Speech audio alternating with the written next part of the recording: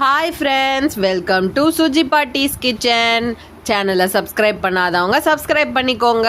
வாங்க இன்னைக்கு என்ன சமையல்னு பார்த்துடலாம். இன்னைக்கு நம்ம வீட்டில் சுண்டைக்காய் துவையல் பண்ணலான்னு சுண்டைக்காய் வாங்கியாச்சு.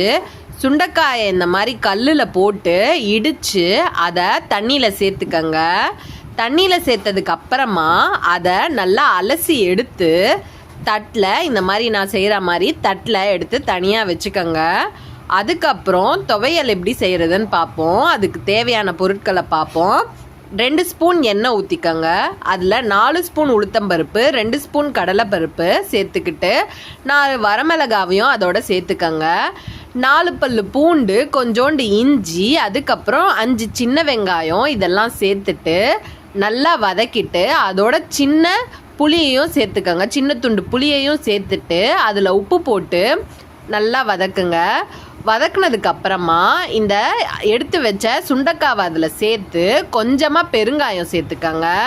பெருங்காயம் சேர்த்துட்டு வதக்கிட்டு அதை எடுத்து நல்லா ஆற விடணும். ஆற விட்டதுக்கு அப்புறமா அதை இப்படி அரைச்சி எடுத்து சாதத்தோட நல்லெண்ணெய் விட்டு சாப்பிட்டிங்கன்னா சுட சுட சுண்டைக்காய் துவையல் ரெடி.